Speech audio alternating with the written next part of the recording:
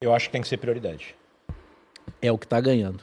Concordo 62%. Sabe por que eu acho que tem que ser prioridade? Porque não resolver a Arena é tu perder dinheiro e tu empurrar uma decisão para o futuro que pode fazer com que o Grêmio, a partir de 1º de janeiro de 2034, não saiba onde vai jogar. E quanto mais o Grêmio deixar para resolver isso, pior vai ficar. É tipo aquela situação assim que tu, na origem, tu vai resolver fácil, e quanto mais tempo tu demora, quem é o proprietário, quem é o dono, vai se agigantando, vai vendo que daqui a pouco ele pode conseguir alguma coisa a mais com outra pessoa, com outro empresário, com outro grupo, e aí a situação tende a ficar fora de controle. No meu caso, na minha opinião, acompanhando o que a gente tem acompanhado, o quanto antes o Grêmio resolve, o Grêmio elimina um pepino lá na frente e ele começa a fazer dinheiro de algo que ele pode fazer dinheiro. O que é o pepino lá na frente? Era a minha pergunta, Diogo Oliveira. Estamos alinhados de novo. Nessa situação que eu comentei, o Grêmio ele precisa desembolsar dinheiro. Para ser dono da Arena, o Grêmio tem que desembolsar dinheiro. Fato. A atual direção entende que não, que ela pode resolver no judiciário. Resolver no judiciário significa ficar anos ainda discutindo algo que já demora muito tempo. Então precisa de dinheiro. E não é só dinheiro. Não adianta ter dinheiro. A pessoa que ele vai oferecer dinheiro tem que aceitar. Tipo o Adrielson. Ofereceu 4,5. Pode ser que por 4,5 feche negócio. Mas o outro lado tem que aceitar. Né? É a mesma coisa na situação da Arena. Ele vai ofertar um valor que não é o valor cheio, então ele tem que torcer para quem está recebendo aceitar. Se não aceitar, se a Rive não aceitar os 2/3, vender os 2/3 do crédito, a Rive ela quer um palco em Porto Alegre para que ela possa gerir eventos. Esse foi o intuito da Rive quando comprou as dívidas dos bancos. Ela quer um palco em Porto Alegre. E hoje ela é credora de 2/3 do estádio. Se ela não recebe esses 2/3, ela mantém a ação na justiça de penhora e leilão do estádio. O Grêmio também tem direito, mas o Grêmio tem 1/3 dessa dívida. Então a gente não sabe onde vai parar. Não, mas eu acho que aqui tem uma informação nova que eu ou estava muito distraído ou não li direito. O Josimar está nos dizendo o seguinte: quem tem 2/3 da dívida quer o estádio.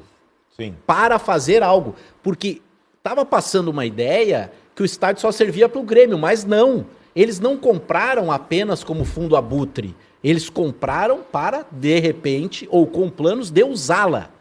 Porque então temos um problema, Josimar, que é muito maior, Keck. Tá, mas tem uma questão. A Rive quer o estádio para eventos. Sim. Tá? Ela mas é um dos donos é quem faz a gestão do estádio do Palmeiras. Sim, mas sem o futebol, ela sobrevive só com eventos? Boa pergunta. Esse é um grande detalhe. Bem hoje, hein? Esse é um grande detalhe. Porque, vamos lá, se o Grêmio se retirar, não tem futebol, mas sobrevive. Mas aí, assim, vamos lá. Eu já estava aqui para cortar o pulso, a Keck falou, calma. Calma. Mas vamos lá. Eu comentei que calma, a partir de 1º Calma, de janeiro Vitão. de 2034, o Grêmio não sabe onde vai jogar.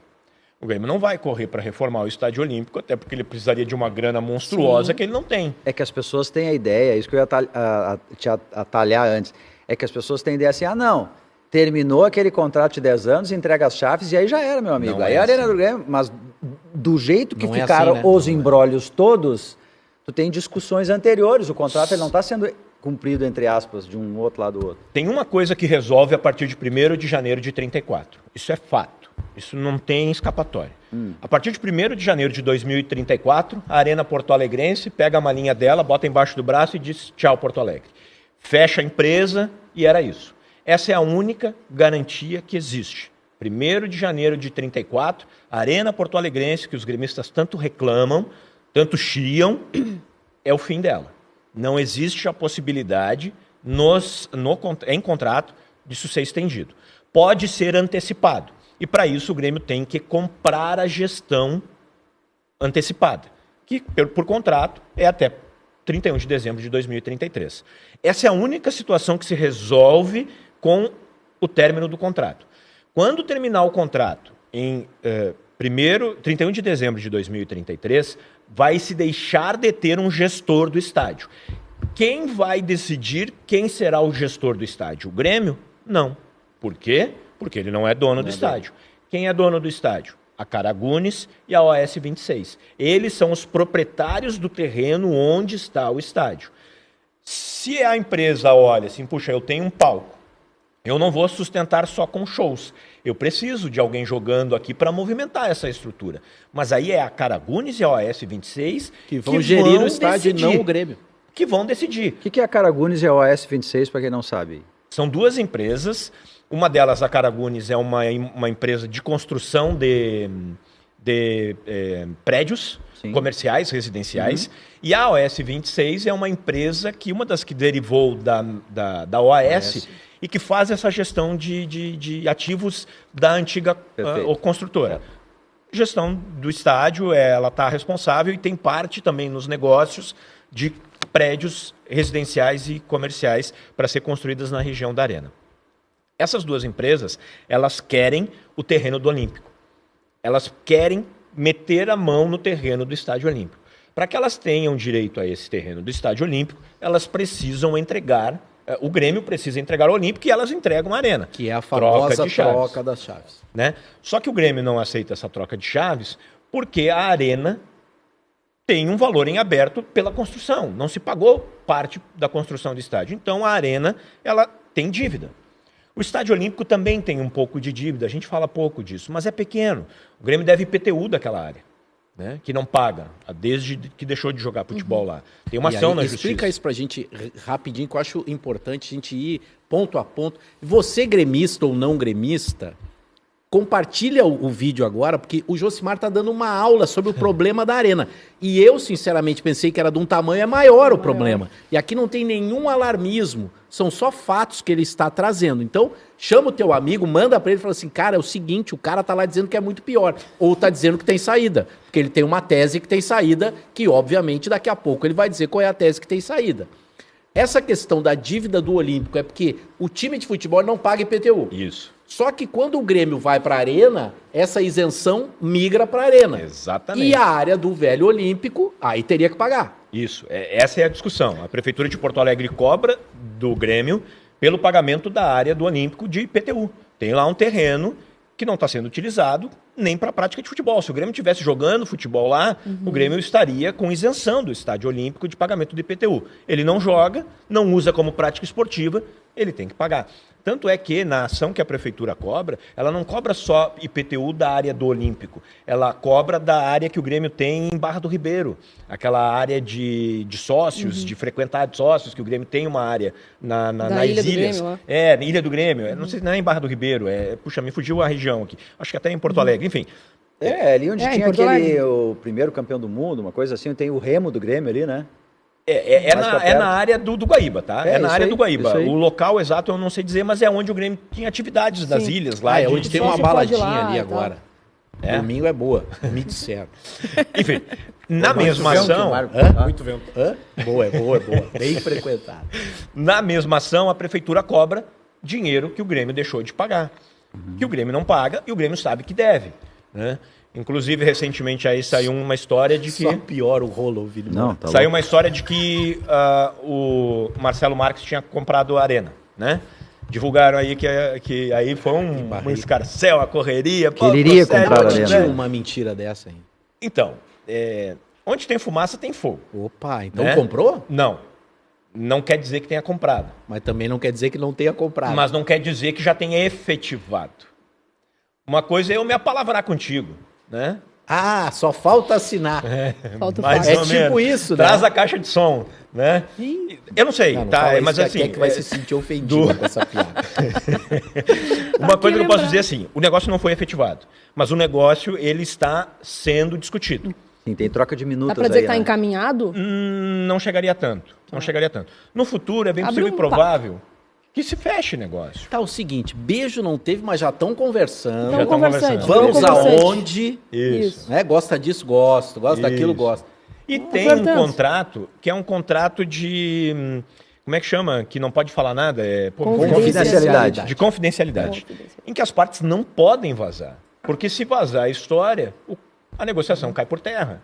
Então não quando vamos se falar divulga... Como diria o Vitão, deu porcaria Eu quero que daí. esse negócio Aí deu saia. Não, mas quem assinou? Eu não assinei nada, né? Eu posso divulgar, eu não assinei nada. Né? Então, assim, a partir do momento que as partes começam a falar de que o negócio foi efetivado, tem um contrato de confidencialidade, não pode falar. Então, não me surpreende que as pessoas digam que não tem negócio. Sim. Mas, porque elas não querem dizer nesse momento que não tem negócio. Mas também, por todos os contatos que eu fiz ao longo da semana passada, se tivesse algo, eu já teria pescado algo. Mas o que eu percebi tem alguma coisa. Tem fumaça. Tem fumaça e daqui a pouco pode virar fogo. Ainda não virou. Se você tem um vídeo, uma pergunta pro Josimar, ou falar que o Vitão foi injustiçado, ou falar que tá certo ele pegar 2 jogos, se você tem uma ideia pro Grêmio comprar o Adrielson, alguma artimanha de negócio, manda um vídeo aqui pro Sem Filtro 51, é o WhatsApp da Rádio Gaúcha, 996995218, 996995218, e você aparece aqui pra gente no Sem Filtro, nessa noite fria em Porto Alegre. A gente sempre está aqui de Porto Alegre para o mundo. As águas estão avançando um pouco em alguns pontos, mas até agora, segundo as autoridades, as coisas estão sob controle. Não é nada parecido com o que infelizmente aconteceu aqui. Mas no Parque Gigante, por exemplo, no CT do Internacional, o monitoramento de agora, fim de tarde, é que as águas avançaram nos gramados, Isso. não daquele jeito, né? E não prejudica o Inter nesse momento, porque o Inter volta só no sábado aos O trabalhos. escanteio é ruim de bater ali já. Agora, É hoje ruim de não bandeirinha daria ali. para treinar, mas o Inter só volta no sábado. Ok? Manda o vídeo para cá, 51996995218, ou um recado, uma pergunta para o Josimar. Então quer dizer Perguntas. que o candidato Marcelo Marques, um dos candidatos, dos pré-candidatos a presidente do Grêmio, em tese, está se movimentando mesmo. Sim. Isso é real. Ele Sim. não fez uma promessa em vão pro Duda, quando ele diz, não pro Duda, mas quando no assado do Duda ele diz, eu tenho a ideia de comprar a Arena. Sim, ele É não possível comprar a Arena. Ele não ficou só na palavra. Ele, a equipe... Ele tá fazendo antes da eleição, né? A equipe Eles estão trocando minutas, que está envolvida com ele para a candidatura dele, conversou com representantes da RIV sobre os 2/3 da dívida, para resolver o problema da propriedade. Tem nada a ver com a gestão, para resolver o problema da propriedade. Ou seja, ele está pensando lá na frente. É que, e aí vem aquela situação que tu comentaste ali, que eu apresentei uma solução Isso. para a situação como um todo. O Grêmio ele precisa começar a resolver esse pepino pela propriedade, para depois resolver o problema da gestão. Uma coisa está ligada à outra, mas ele não resolve uma sem resolver a outra, pensando no todo. Recentemente eu estive conversando com o presidente Alberto Guerra, e ele me comentou, inclusive, que numa das últimas tentativas do Grêmio fazer acordo para resolver essa situação toda, isso foi lá em 2023, quando estava para assinar, estava mais uma das tantas vezes que estava só por uma assinatura, o Grêmio chegou a cogitar a possibilidade da Arena Porto-Alegrense seguir fazendo a gestão do estádio, mas com o Grêmio tendo o seu representante, o Grêmio tendo o presidente da Arena sendo alguém do Grêmio, sendo a pessoa que decidisse investe tanto, não investe tanto, bota dinheiro aqui, bota dinheiro ali, mas o Grêmio não se envolvendo no dia a dia do estádio, mas tendo uma figura importante, sendo a representatividade, Protagonista. Protagonista da gestão. Como era lá no começo, né? No começo. Como era no começo. Era assim. Exatamente. Por quê? O Grêmio entende que a Arena tá investindo o mínimo possível e tirando dinheiro E tirando tudo. para colocar, para dividir para os seus diretores, para repassar para a empresa, para a empresa mãe. Tanto é que o Grêmio denuncia Sim, o Grêmio- aquela retirada de Sim. 50 milhões de Convoca reais. aquela reunião para explicar para os seus conselheiros o que está acontecendo, Isso. para dar a real. E a Arena diz que tudo isso é justificado. Tudo isso está rubricado, né? Que não tem desvio, que não sumiu o dinheiro. Só que a Arena, infelizmente, ainda não veio a público para dizer aonde foi parar esse dinheiro. O que precisa fazer para resolver o problema da propriedade, que é o passo inicial? Pagar os 2/3 da dívida que estão em abertos com a RIV. Né? Que a RIV, voltando um pouquinho, a OAS constrói o estádio por em torno de 600 milhões de reais. Tá. 200 milhões ela não tinha, 200 e tantos milhões ela não tinha. Ela precisou ir aos bancos, para os bancos conseguirem esse dinheiro para ela. 400 milhões a OAS investe, 200 milhões ficam em abertos, ela vai nos bancos. Banrisul, Banco do Brasil e Santander. Um tanto de cada. Os bancos vão lá, dão dinheiro, constrói o estádio, a OAS começa a pagar paulatinamente, vem a Lava Jato, quebra a empresa, quebra a construtora, ela deixa de pagar. Os bancos entram com ação na justiça, olha, eu preciso do meu dinheiro. A OAS entende que é legítimo, ela reconhece, mas não consegue pagar. A Justiça de São Paulo determina a penhora do estádio. O passo seguinte é leilão. Né? Nesse meio tempo, o Grêmio tentou comprar a dívida. O Grêmio tentou comprar toda a dívida. Que foi isso que eu referi, que o presidente Alberto Guerra estava para anunciar a assinatura. E aí a direção do Grêmio disse que estava tudo acordado. Estava tudo certo, os bancos já tinham acertado que iam vender. A Arena Porto Alegrense aceitou que ia aceitar. E no final das contas, depois a OAS desistiu, sumiu, não se conseguia mais contato com o pessoal da Arena, não conseguia mais contato com Eu não sei, Josmar, se isso é verdade ou não, você é a pessoa certa para talvez me falar se é verdade ou não. O que eu ouvi de pessoas sérias é que a Arena ficou sabendo da operação do Grêmio e ela tomou a frente da operação que era do Grêmio. É isso. O Grêmio contou, eu vou fazer o seguinte... Isso, para resolver aquilo. A Arena sumiu, ficou quietinha, foi lá e resolveu ela. Ou disse para alguém que resolveu. E aí se dá o grande último racha. Isso. Que aí é quando a RIV entra, ela comprando 2/3 da dívida, e ela só não compra toda a dívida porque o Banrisul diz, eu não posso fazer isso com o Grêmio. O Banrisul salvou o Grêmio. O Banrisul foi muito parceiro do Grêmio nisso. E aí o Banrisul fala, olha, eu tenho alguém que está querendo comprar, eu não vou vender para eles, eu posso vender para vocês. Josimar, comprar o crédito da RIV tem um valor? Ou a RIV pode colocar o preço que ela quiser? Tipo assim, eu acho que é tanto agora. Poder pode. É aquilo, né? A RIV, ela compra por 40 milhões de reais um crédito de 175 milhões. O que é isso, né? Os bancos tinham para receber 175 milhões de reais.